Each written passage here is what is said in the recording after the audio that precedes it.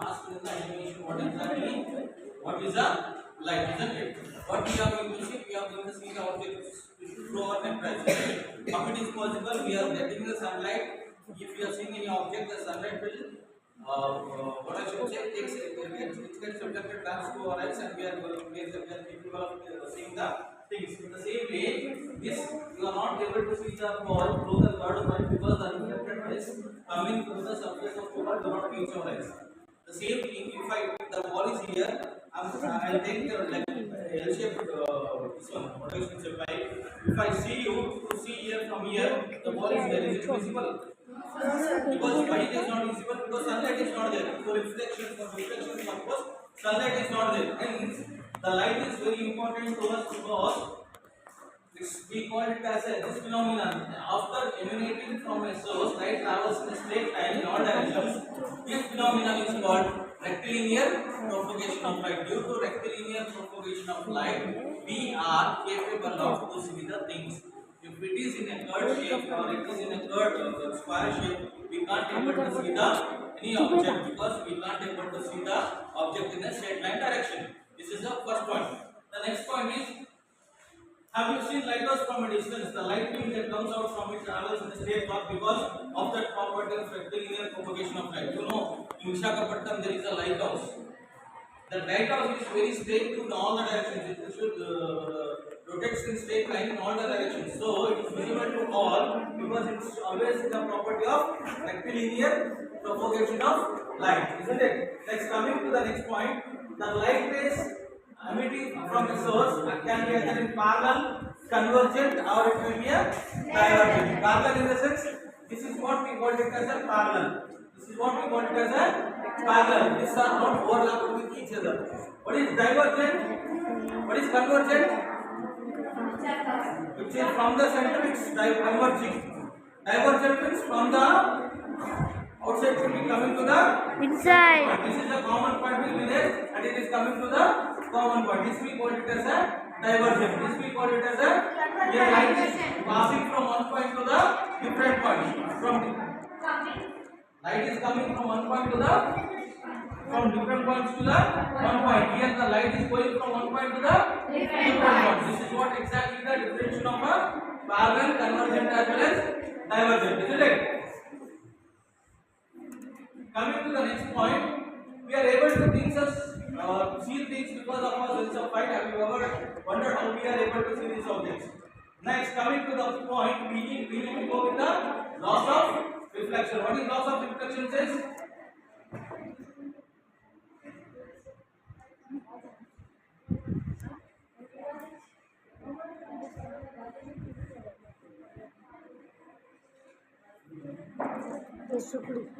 The light is propagates in different medium. For light travels in air medium, the vacuum of the light is still into 10 to the power of 8 meter per second. If it is in a water medium, it will be in the 2.25 into 10 to the power of 8 meter per second. When it goes to the glass medium, it will be 2 into 10 to the power of 8 meter per second. These are the different mediums. Why the light travels in this with the speed of this. One is the air or vacuum medium, another one is the water medium, the other one is a glass medium. The other one is a glass medium. What is the loss of reflection? We can have on plane surface. We are incidenting light on the plane surface and it reflects back to the other surface like this. Here A is an object. I am standing here. I am incidenting the light on the mirror or at point O that is emerging out of the B. That N is a perpendicular line. That N is a perpendicular line. Then now can you tell me, is it possible to find the directions? Yes, we can easily find the directions. Here I am standing here and I am putting the light on the mirror. The mirror is reflecting back, and the angle between the perpendicular lines between the reflected incident and reflected ray, these two angles we call it as angle of incident as well as angle of reflection. Angle of reflection. When it comes to the point, see, when the light ray is incident normal to the plane here, the angle between the normal and incident ray will be the 0. Hence, the angle I is equals to 0 degree and angle R is equals to 0 degree. When we are going to when you are passing the light to the plane surface, it's reflected back. For example, in your home, if you are standing in front of the mirror, if you are standing in one corner, you put a laser beam light. It will reflect on the other perpendicular. It's not comes on a straight line. Divergent, isn't it? Diverges the light. The center line will be the perpendicular line. If you can have a live example in your home, if you do this experiment.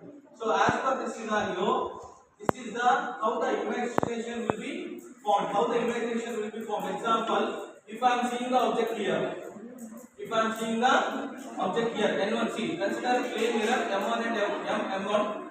On the object O is placed. Where the object O is placed, in front of it, rays from the point object travel in all directions. But for image formation, only two rays would be sufficient to consider.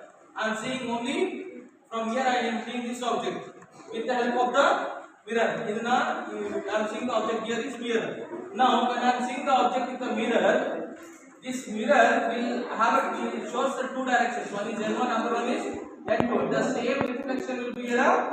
This we call it as the image formation of an extended object by a plane mirror. Example, if you are taking a plane mirror, if you are placing any object one side, if you are seeing one another side, the object looks, you will look like the object is in the center, isn't it? When you are seeing that object, it will gets reflected with the perpendicular as well as the will get extended also. If you go for the real experimental analysis, based on this scenario, the laws of reflection have been designed. First law, what is the first law says? What is the first law of reflection says? The incident ray, the reflected ray, and the normal to the point of contact of incidence is always in the same lane, isn't it? The angle of incidence is equal to angle of reflection. This is the second law. Yes or no? I made you to write it the notes also. Yes or no? Next, coming to the point, what are the characteristics of an image formed with the plane mirror? Either laterally inverted or image distance or object distance are same or perpendicular from the mirror. Based on which lenses we are using, either it is a convex lens or else we are using a concave lenses. Based on the lenses we are using the plane mirrors. These are the images we are going to get. First one is virtual and direct. Virtual in the sense in the straight direction. Direct in the means not in a curve. It's a shadow of the things. Next is same size of the object. As the object which we are seeing in the mirror, it will be one of the same size. Or else laterally inverted. Inverted in the sense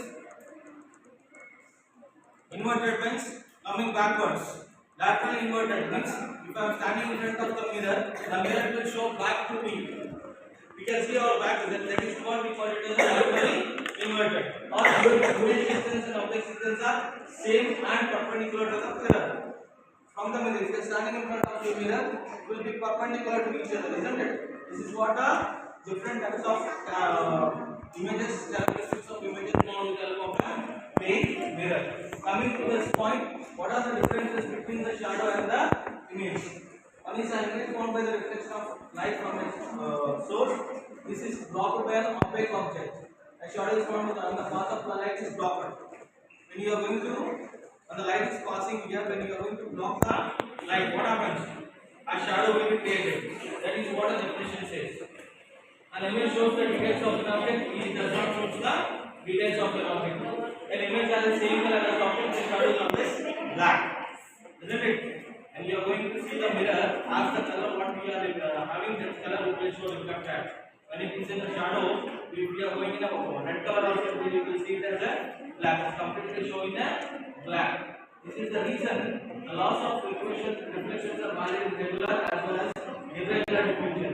What is the regular and irregular definition? What do you mean by regular and irregular diffusion? When all the reflected rays from the blue surface are parallel to a parallel incident ray, the reflection is known as regular reflection. It should be parallel to the plane of the surface. That we call it as a regular. What we call regular reflection. If it is non-parallel, if the rays are do not remain parallel to each other, if the rays are not remain parallel to each other, then we call actual reflections. Regular and diffuse. Diffuse means what? Irregular or diffuse. Both are same. Either it may be in a it will be overlapping one over another, or else it does not have a parallel difference between next point, constituents of white light. Take a kind of in a water, take a glass filled with empty glass water. You can put it water and you can put a light, any light. If you are, or else you just see that water glass in the help of a sunlight. What you are going to observe? Shadow you are going to observe. You will see the different colors reflecting on the surface of the water, isn't it? That we have a spectrum of different colors, 7 rainbow colors will be visible over there through the glass, isn't it? Yes or no? Or else the water droplets, if you are seeing with the help of a light, that is also shows the different colors. I think you may have a bubbles. You used to play with the bubbles like small when you were in a small kid, you used to take soap powdered liquid and you are going to blow that one, you will get the balls. When the sun rays falls on that, you are going to see the different colors shining on that bubbles. This is what exactly about the persistence of a vision. We call it as a persistence of a vision. This is about the light energy, and exactly this is what is named for your light. There is nothing more in that. So what is happening here? There is nothing more in that. Here light energy property, and for this continuation you have a loss of reflection, lateral magnification, focal length, spherical mirrors, different types of spherical mirrors, concave mirror, convex mirror, linear magnification, lateral magnification, focal length. There are a lot of derivations on the apparent depth, clear depth, linear apparent depth, and clear depth will come. That is where derivations will be continued in the next class. Now go through the video animation video.